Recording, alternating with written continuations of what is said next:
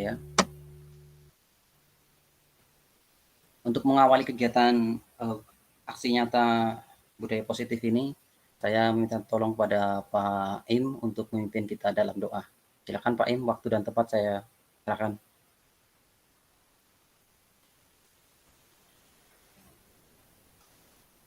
Halo Pak Im.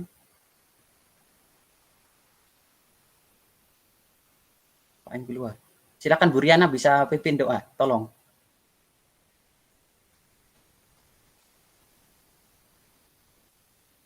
Oke, baik Bapak Ibu, sebelum kita mulai agenda kita pada sore hari ini, mari kita berdoa. Pak Im, mohon izin nanti berdoa yang di belakang aja penutupan ya. Oke, Iya, baik. tidak apa-apa. Saya telepon Ibu Laura tapi dia tidak angkat. Baik, siap. Mari kita Ada nih. Yeay, berdoa. lanjut. Ya, Bapak, terima kasih untuk segala kasih karunia, anugerah dan penyertaan-Mu dari pagi hingga pada sore hari ini. Terima kasih Tuhan, kiranya Engkau mau berkati kami dari pertama, pertengahan hingga akhir, daripada kegiatan sore hari ini, kegiatan aksi nyata diseminasi budaya positif yang akan dibawakan oleh Pak Wahyu. Engkau berkati semua kami yang hadir di sini, Engkau berkati juga sarana dan prasarana yang akan digunakan untuk kegiatan sore hari ini, dan segala sesuatu dapat berjalan dengan lancar tanpa kekurangan satu apapun. Terima kasih ya Aba ya Bapa, dalam nama Yesus kami berucap syukur. Haleluya. Amin. Silakan Pak Wahyu. Oke, terima kasih Bu Riana telah memimpin kita dalam doa. Oke, saya mulai teman-teman. Ini adalah aksi nyata saya di seminasi modul 1.4 budaya positif. Perkenalkan, saya Wahyu Sugiarto dari SMP 1 Atap Negeri 7 Biak Timur, CGP Angkatan 8 kelas A dari Biak Numfor. Apa hubungan suasana positif dengan pembelajaran? Jika sekolah mampu menciptakan suasana positif, maka akan terwujud lingkungan pembelajaran yang nyaman dan menyenangkan bagi peserta didik. Jika tercipta pembelajaran yang nyaman dan menyenangkan, maka hal tersebut akan menghasilkan proses pembelajaran yang baik dan akan berpihak pada peserta didik, seperti filosofi Ki Hajar Dewantoro. Itu adalah student center atau berpihak pada murid, menghamba pada murid. Dan apa saja lingkup budaya positif? Pertama adalah perubahan paradigma belajar, disiplin positif, nilai-nilai kebajikan, kebutuhan dasar manusia, posisi kontrol kita sebagai guru, motivasi perilaku manusia, dan nanti tertuang keyakinan kelas yang ada di dalam kelas kita, dan terakhir adalah segitiga restitusi. Pembelajaran dengan paradigma baru, kita tahu sama bahwa sekarang kurikulum merdeka ya memuat paradigma baru, yaitu tentang pembelajaran berdefinisiasi, yaitu merupakan pembelajaran yang dirancang berdasarkan prinsip pembelajaran berdefinisi sehingga peserta didik belajar sesuai kebutuhannya berdasarkan tahap perkembangan teori psikologi modern, yaitu untuk mewujudkan profil pelajar Pancasila. Kita ketahui bersama kalau di sekolah-sekolah yang sudah menerapkan kurikulum merdeka pasti sudah menerapkan P5. Ini ada beriman, bertakwa kepada Tuhan Yang Maha Esa, dan berakhlak mulia, berkepimpinan global, bergotong royong, kreatif, bernalar kritis, dan mandiri.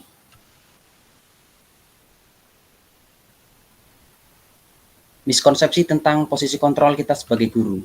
Ya, ada beberapa ilusi. Pertama, ilusi guru mampu mengontrol murid. Ya, padahal kita tidak bisa mengontrol murid. Muridlah yang harus mengontrol dirinya sendiri, sama seperti kita guru. Ilusi bahwa semua penguatan positif, efektif, dan bermanfaat. Kemudian ilusi bahwa kritik dan membuat merasa bersalah itu mampu menguatkan peserta didik, menguatkan karakter peserta didik, bahwa itu sebenarnya hanya ilusi saja. Kalau kita membuat merasa bersalah, itu siswa akan merasa terhukum, dan itu biasa terhantui sampai anak-anak itu akan dewasa. Kemudian berikutnya adalah ilusi bahwa orang dewasa itu berhak memaksa. Ini adalah miskonsepsi tentang posisi kontrol. Dan merubah paradigma stimulus respon ke pendekatan teori kontrol. Awalnya stimulus respon itu realitas kebutuhan kita sama, padahal pada teori kontrol realitas kebutuhan kita berbeda. Sama seperti kebutuhan peserta didik itu setiap siswa berbeda dari satu yang dengan yang lain. Perilaku buruk dilihat sebagai satu kesalahan. Kalau dalam teori kontrol, semua perilaku memiliki tujuan. Jadi kesalahan yang dilakukan siswa itu bukan perilaku yang siswa melakukan kesalahan itu adalah bukan dilihat sebagai buruk baiknya, tetapi tujuannya siswa melakukan itu apa. Kemudian orang lain bisa mengontrol saya. Kalau dalam teori kontrol hanya Anda yang bisa mengontrol diri Anda sendiri, hanya kita yang mengontrol diri kita sendiri. Kemudian pemaksaan pada saat bujukan gagal. Kalau dalam teori kontrol, kolaborasi dan konsensus menciptakan pilihan-pilihan baru. Dan stimulus respon itu berpikir menang kalah, ada yang menang kalah. Kalau teori kontrol berpikir menang-menang, atau bisa disebut juga win-win solution, jadi sama-sama menang. Kemudian kita masuk dalam disiplin positif. Disiplin berasal dari kata disiplina, bahasa Latin ya, yang artinya belajar. Disiplin mengacu pada disiplin diri yang memiliki tanggung jawab terhadap apa yang dilakukan berdasarkan nilai-nilai yang diyakini.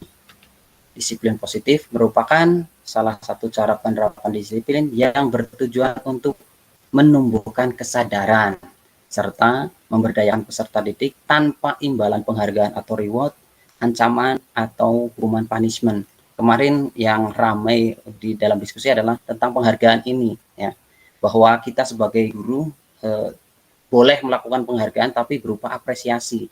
Karena jika di dalam kelas kita katakanlah 20 siswa, kemudian ada satu siswa yang kita berikan penghargaan, maka yang 19 yang lain itu akan merasa kecewa, merasa sakit hati. Itu ada kajiannya, bila kita menerapkan itu maka kreativitas siswa itu akan terbatas. Mereka akan merasa bersalah, bukan merasa bersalah, mereka merasa tersakiti begitu. Ya, solusinya penghargaan itu diganti dengan apresiasi.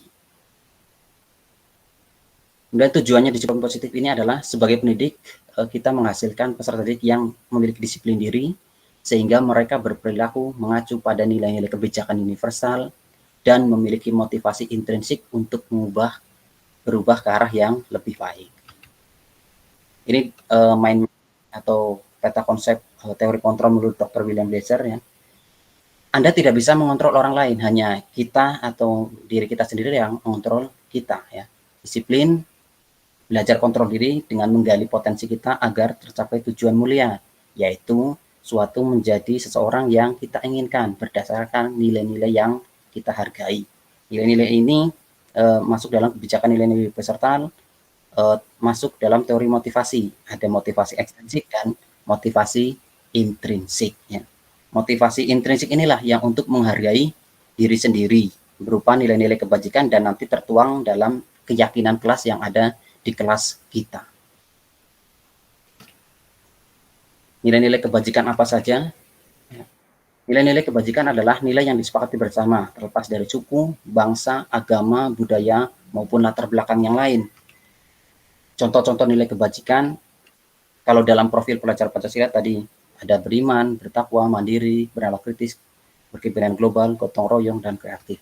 Ada lain adalah IBO Primary Years Program, ada toleransi, rasa hormat, empati, kreativitas, kerjasama, percaya diri, dan komitmen.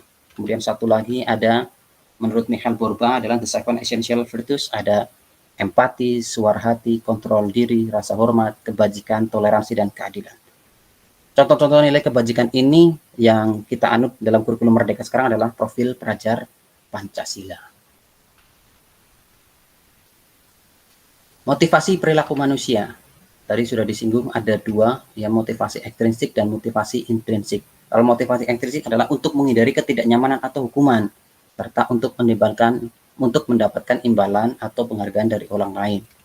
Tapi yang tujuan dari disiplin positif yang sebenarnya adalah motivasi dari dalam diri kita adalah untuk menghargai diri sendiri, menjadi manusia yang merdeka.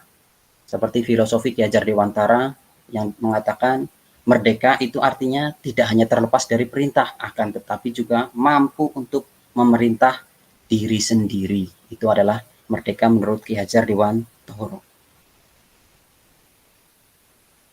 Kebutuhan dasar manusia, sesuatu yang kita lakukan untuk mendapatkan apa yang kita inginkan. Ada 5 kebutuhan dasar manusia.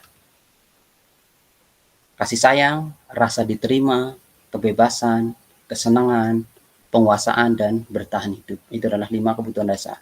Kasih sayang meliputi rasa diterima, diperlakukan, kerjasama, dan berbagi. Kebebasan meliputi mandiri, mencoba hal baru, memiliki pilihan, ya, kebebasan. Kesenangan berupa bermain, humor, antusiasme, dan tertawa. Penguasaan berupa harga diri, memimpin, berprestasi, dan diakui. Sedangkan bertahan hidup ada sandang, papan, dan pangan.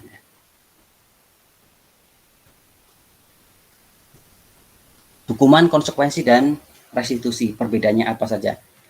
Hukuman itu jika kita melakukan kesalahan maka akan mendapat hukuman, ya. Poinnya tidak terencana, tiba-tiba, ya. Murid tidak tahu apa-apa dan tidak dilibatkan. Bersifat satu arah, kita yang menghukum, ya. Siswa ya terima saja karena siswa melakukan kesalahan maka siswa mendapat hukuman. Kalau konsekuensi adalah jika melanggar kesepakatan yang sudah disepakati maka akan mendapatkan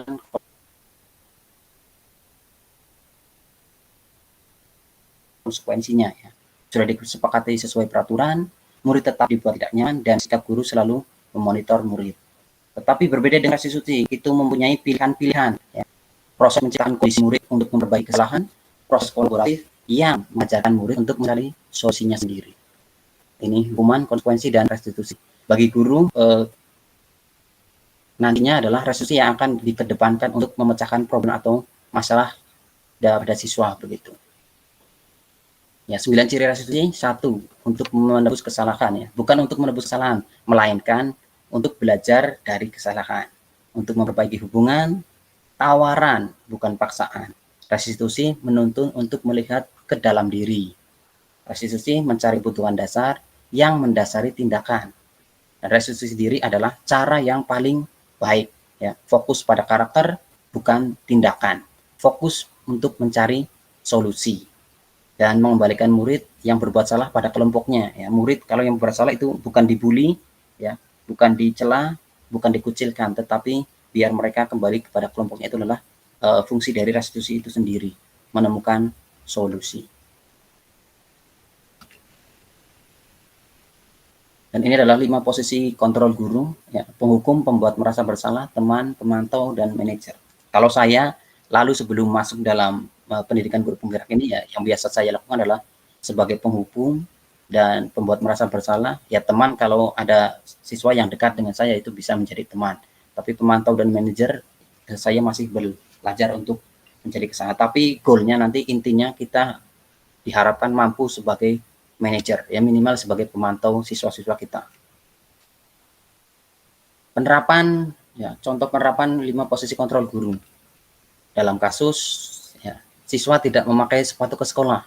Bagaimana kalau di sekolah ada siswa yang datang tidak memakai sepatu, ya.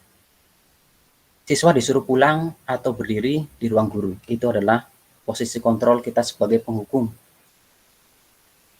Atau berapa kali bapak atau ibu guru harus memberitahu kamu, selalu saja kamu mengecewakan bapak atau ibu guru.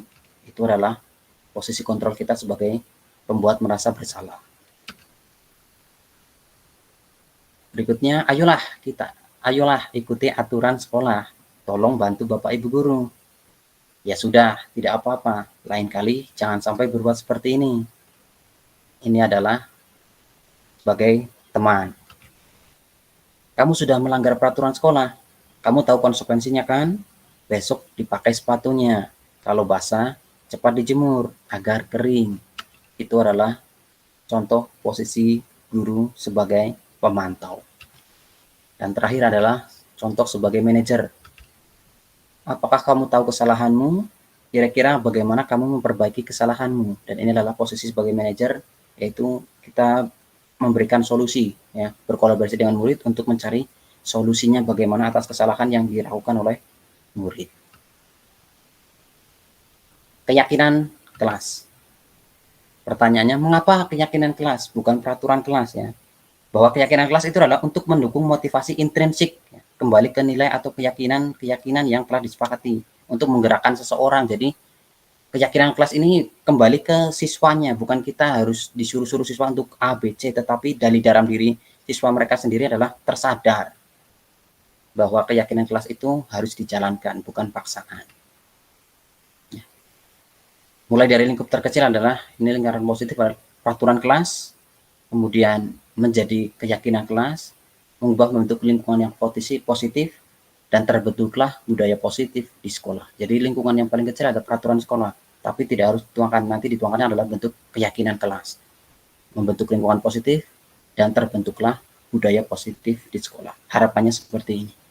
Dimulai dari peraturan kelas dan membuat keyakinan kelas kita masing-masing. Keyakinan kelas ini adalah pembentukan keyakinan kelas bersifat abstrak, berupa pernyataan universal, dibuat dalam pernyataan positif, ya, sedikit saja agar mudah diingat. Ya, kemudian sesuaikan dengan kondisi sekolah masing-masing dan libatkan semua warga sekolah atau warga kelas dalam membuat keyakinan kelas ini. Segitiga resolusi.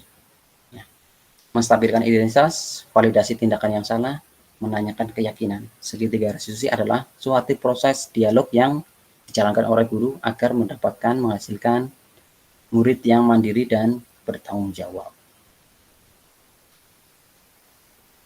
Menstabilkan identitas berdasarkan prinsip membuat kesalahan adalah bagian dari pembelajaran.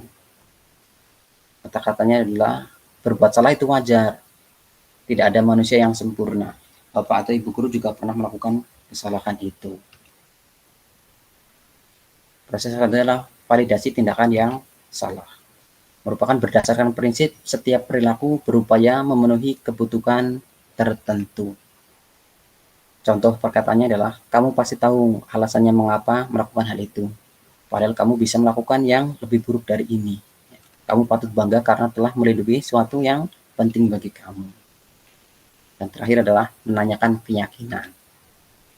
Itu berdasarkan prinsip teori kontrol bahwa pada dasarnya kita termotivasi secara intrinsik dari dalam diri sendiri. Apa keyakinan kelas kita yang sudah disepakati, nilai-nilai apa yang sudah disepakati, gambaran apa ya dalam sebuah kelas yang ideal menurut kamu. Ya. Kamu ingin menjadi orang seperti apa? Ini adalah contoh segitiga restitusi yang sudah saya terapkan.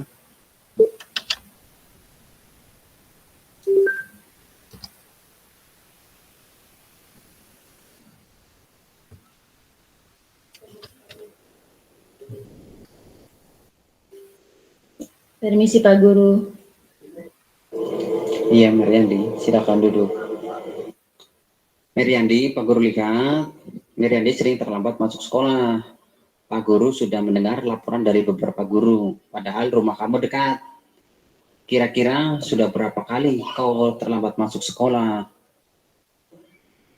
Sudah 5 kali Pak. Nah, sering terlambat itu suatu kesalahan, bukan? Kita melakukan kesalahan itu adalah hal yang wajar, karena kita manusia biasa. Namun, kita harus bisa belajar dan mampu memperbaiki kesalahan yang sudah dilakukan. Nah, sering terlambat itu kira-kira kenapa, Meriandi? Menonton TV dan bermain game di HP, sehingga saya lupa waktu.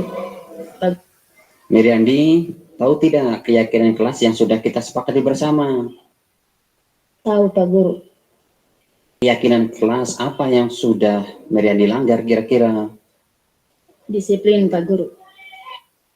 Nah, betul. Jadi solusi ke depan agar tidak lagi terlambat itu bagaimana?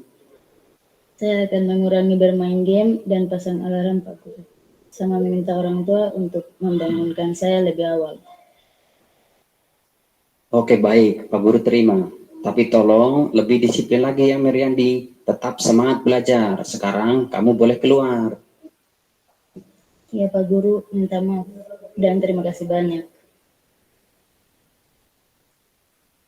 Saya Mariani dari SMP Sahabat Negeri 7 Timur.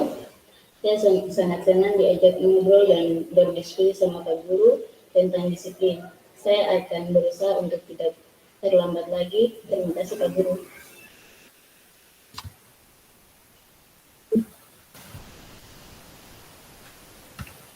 Ya, itu adalah contoh dari praktek segitiga restitusi yang sudah saya lakukan. Karena penutup, ya, dalam penerapan program disiplin positif, hendaknya guru memiliki standar kepribadian, profesional, dan sosial, sehingga guru mampu merefleksi dirinya dalam posisi kontrol. Sebaiknya adalah posisi kontrol tadi idealnya adalah sebagai manajer. Kemudian perjalanan guru sebagai sistem among atau manajer yang menuntun murid menjadi insan yang mandiri, merdeka, dan bertanggung jawab sesuai yang sudah dituliskan dalam standar pendidikan nasional kita. Di akhir, mungkin itu saja yang dapat saya sampaikan. Terima kasih kepada teman-teman. Salam guru penggerak, bergerak, tergerak, dan menggerakkan. Mungkin ada diskusi. Silakan tanggapannya. Yang mau bertanya juga boleh. Silakan.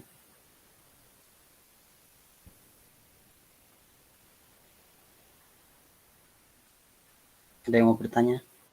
Yuk silakan Pak Im. Oke, baik Pak Yu. Thank you. Makasih. Selamat sore semua Bapak Ibu. Bu Lili, selamat sore. Teman-teman sekalian, selamat sore. Ya baik, Pak Yu, saya tidak bertanya tapi saya sangat mendukung merespon apa yang Pak Yu punya presentasi saat ini sangat luar biasa. Semoga selalu semangat. Terima kasih. Terima kasih Pak Im. Silakan yang lain bertanya atau sharing tentang yang sudah melakukan restitusi ini. Kalau tidak ada, saya cukupkan.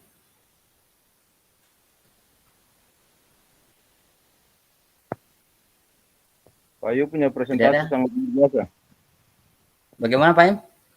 Pak Wahyu punya presentasi sangat luar biasa untuk kita pembelajaran bersama di sore hari ini. Terima kasih. Siap, terima kasih lagi. Oke, kalau tidak ada, terima kasih sudah menghadiri aksi nyata saya. Ya, karena keterbatasan apapun ya, jadi saya melakukan ini dengan webinar begitu. Mungkin kerjasamanya untuk beberapa kegiatan ke depan. Sebelum saya akhiri, saya minta tolong kepada Pak Immanuel Manikome memimpin kita doa penutup sebelum saya akhiri sesi ini. Silakan Pak Im. Oke, baik. Tidak ada lagi penyampaian. Mungkin dari Ibu Lili juga tidak ada. Oleh karena itu, terima kasih Pak Wahyu sudah memberikan kesempatan untuk saya mengakhiri pertemuan kita di sore hari ini lewat room Zoom pada saat ini dengan doa. Saya mengajak Bapak dan Ibu, kita arahkan hati dan pikiran kita datang ucap syukur kepada Tuhan. Dalam doa, mari kita berdoa. Dalam nama Yesus, kami datang mengucap syukur kepadamu Bapa di dalam surga, di mana Tuhan sudah menyertai kami dalam beberapa menit ini, dalam beberapa jam ini Tuhan. Kesempatan ini kami telah bertemu dalam webinar yang telah dibuat oleh Pak Wahyu Tuhan. Terima kasih dari awal pertengahan hingga berakhir ini, Engkau memberkati jaringan-jaringan diri pribadi kami, sehingga jaringan-jaringan ini dapat menunjang kami untuk bertemu di saat ini Tuhan. Bapa di surga, terima kasih Engkau selalu memberkati Ibu Liliana sebagai pengajar praktik kami dan teman-teman kami semua Tuhan. Engkau selalu menuntun kami. Bapa di surga, inilah doa kami sebagai ucapan syukur kami tidak dapat membalasnya. Kami hanya bermohon kepadamu ya Tuhan, Tuhan menuntun setiap langkah kaki kami dimanapun kami berada dalam tim kami ini Tuhan. Ini doa kami Bapa hanya dalam nama Yesus yang mengampuni salah dosa kami datang berdoa, mengucap syukur kepadamu Bapa di dalam surga. Amin. Oke, sebelum kita keluar mau foto bersama, silakan Bu Lili nanti tolong di capture. Yo, buka kameranya.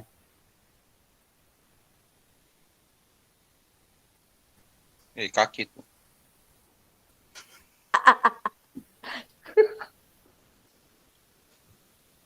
Yo, foto Bu, tolong. Yo, gaya.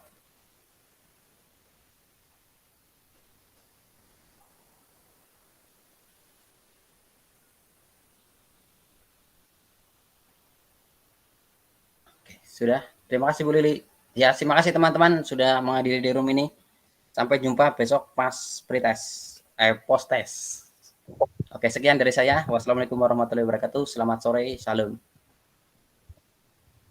Shalom. Oh, Oke. Bu Oni, bagaimana? Ya, Halo? izin ya. Duluan nih. Yo.